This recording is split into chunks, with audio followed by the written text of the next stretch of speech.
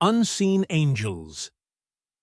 The true life story of Aleksandra, Mikhailovna, Safronova, Graybeal, as related to Ronnie L. Graybeal, written July 1997. A foreword by Richard W. Doudt. Our precious freedoms. Dear reader, I would like to try to relate to you an experience I will not soon forget. It would open the eyes of and touch the heart and soul of every God-fearing individual who calls himself an American. I, like too many of us, have gotten used to the good life we enjoy here in the United States. I have fallen into the habit of taking things for granted, things that are far too precious to be taken for granted. I am referring to our freedoms of speech, religion, and press.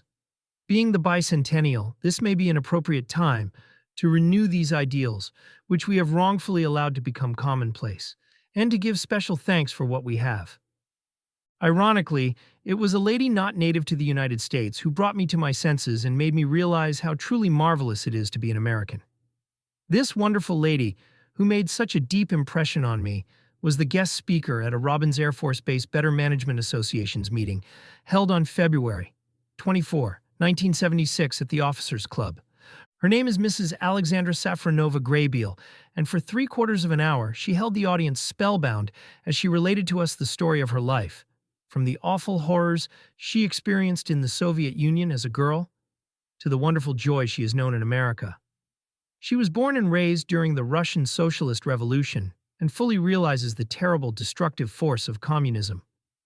She went through personal hardship and tragedy as the communist machine slowly took over everything her family owned.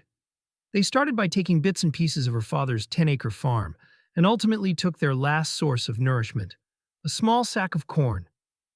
Mrs. Graybeal suffered through Nazi prison camps during World War II and only managed to eventually arrive in America through a quirk of fate. She was hospitalized during the time the other Russian prisoners were being shipped from Germany back to Russia at the close of the war, and as a result of her hospitalization, she missed out on the mass exodus. She arrived in America after marrying Mr. Ronnie Graybeal, an American soldier stationed in Germany. The pain, recalled as she related her story, was evidenced by her dabbing of tears from time to time. I was close to dabbing a few of my own as I listened to her, and I'm sure many others in the room were moved as well. The point I'm trying to make is that we should all be grateful to be living in America, for there are far too many other places in the world where we would not have the opportunity to write a letter such as this one, expressing oneself as freely as I have. I would like to personally thank this great and wonderful lady for opening this American's eyes, and I can honestly say that her coming to America was Russia's loss and America's gain. May God bless you, Mrs. Graybeal. Richard W. Doudt, 3471 O'Hara Drive, North Macon, Georgia. Preface. We think you will find this to be an unusual and a timely story. Unseen angels are just as real as those that can be seen. What started out to be a true life story of Soviet Ukrainian-born Aleksandra Mikhailovna Safronova Graybeal, written only for her children, grandchildren, and future generations, has actually become a story that should not be kept from the world. The world needs to be more aware of how help often comes from heavenly sources and how our Heavenly Father watches over His children here on earth. The story is timely because of events happening right here in our own country and what is happening in the former Soviet Union. Alexandra sees some very alarming things now going on here in America that she witnessed under communism, and it worries her. Having been raised under communism, she can see clearly those things that we might be venturing into that we will regret later. Perhaps her story will help those who read it to awaken to reality. Alexandra could have been any young girl living in the former Soviet Union prior to and during World War II, except for the fact that there were just too many unusual events in her life. Events that demand we set her apart as a witness of two major historical atrocities: the Ukrainian Black Famine and the Second World War. In the early 1930s, Ukraine was part of the Soviet Union, led by a dictator named Joseph Stalin. Stalin wanted total control over everyone, so he decided to take over all the farms. The Black Famine in Ukraine during the 1930s refers to the Holodomor, which means death by hunger, a catastrophic man-made famine engineered by Joseph Stalin's Soviet regime. It occurred primarily in 1932 to 1933 and was a direct consequence of forced collectivization policies aimed at dismantling Ukrainian peasant resistance and consolidating Soviet control.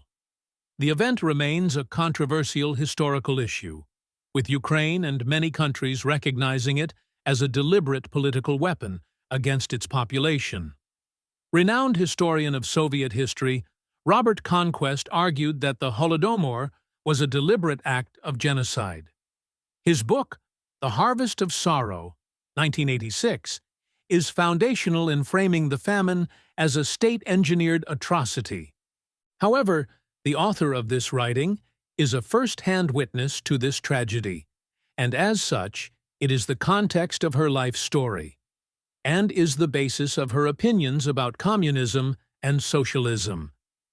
As she will attest, farmers lost everything. The government forced Ukrainian farmers to give up their land and animals to the state. This messed up farming, so less food was grown. No food, no escape. Even when crops failed, the government took all the remaining food, so much that people had nothing left to eat. They sealed the borders and restricted travel, so starving families couldn't leave to find help. Millions died. People starved to death. Some resorted to eating things they never should have, and many died of diseases from malnutrition. Historians estimate between 3 to 10 million people died, mostly in Ukraine. Why? It wasn't an accident. Stalin did this to punish Ukrainians for resisting his control and to crush their culture and independence. It's seen by many as a genocide, a crime where a group is targeted for destruction. Think of it like a bully taking someone's lunch money every day until they starve, but on a massive government level. It's a dark part of history that shows how dangerous unchecked power can be. People remember it today to honor those who suffered and to prevent such tragedies from happening again. When Alexandra was born in 1924, the economy of the entire Soviet Union was in chaos, and food was already in scarce supply. The large farmers, the kulaks, who were the real experts in farming, had mostly been killed off by the communists. This left people trying to farm who didn't have the expertise to produce food in large quantities. All of this led to farms being collectivized and brought under control of the communist government. Collectivization was to come about in 1928 as a part of the first 5-year plan. Even then, it took years to get production of food up to an acceptable level, but the cities had to be fed. This left severe shortages of food in the countryside and in the small villages. Alexandra's family had to face starvation conditions daily, and much of their time was occupied in collecting enough food for the family just to survive. In the early years of Alexandra's life, she often witnessed men lying on the sidewalk in the last throes of death from starvation. Throughout her young life, she experienced fear of not having enough to eat. The communist government, in its zeal to bring all small farms under collectivization, unduly taxed the people and would physically take from them their last pound of grain as payment. This actually happened to the Safronova family, and it was at a time when there was nothing else in the house to eat. Alexandra's father, Mikhail, had a small farm of about 10 acres, and he didn't want it to be taken into the collectivization system. Therefore, the family was taxed until the communists got their cattle, their horses, and finally their farm. This was the communist method of coaxing one to voluntarily place his farm into the system. You will feel Alexandra's pain as you travel with her on foot and alone for more than 500 miles across the frozen plains of Russia during the dead of winter at the age of 17. She had to pass through enemy territory where, catching anyone out after dark, they would shoot first and ask questions later. Naturally, I have repeated certain points in this preface that have already been made in her story. Let's go now to her story, and let her tell you in her own words. Introduction. I am writing and releasing this story at this particular time for two main reasons. First, I am writing it for my posterity. I want them to know their roots and to understand about unseen angels as actual beings. Secondly, I love America, and I feel so badly for what I see happening in its political system. I saw much of the same thing in the Soviet Union. I am now watching the birth of the third generation since coming to the United States in 1947, and inch by inch I see the country drifting towards socialism, which eventually leads to communism. The communists took power in Russia by promising the people the same socialistic schemes that our American politicians are trying, perhaps in good faith, to foist upon the American people even at present time. I will not need to pinpoint the different schemes that I see as extremely harmful, but in my story, you will see how I lived under and experienced the evils of communism. I hope you will never have to experience what the Soviet peoples had to experience for over 75 years, and of which they are now trying to rid themselves of. My story could be that of most any young Russian or Ukrainian girl except for several experiences that not too many young girls would have had. Many of us went through the same things prior to World War II, and many of us had similar war experiences. But few would have walked over 500 miles across the frozen plains of Russia, not once, but twice, one of these alone at the age of 17. Few would have hidden out in the woods for 4 months, not once, but twice. Once in northern Russia, and the other in Nazi Germany.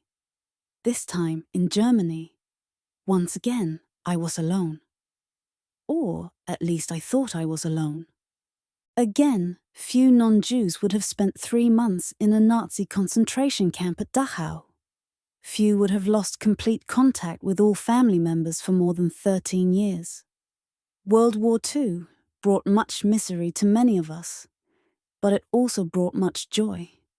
Or should I say that much joy and happiness grew out of World War II, for me at any rate. You will understand why as you get into the story, and see for yourself how unseen angels watched over me. Go with me back to the time period of 1923 to 24.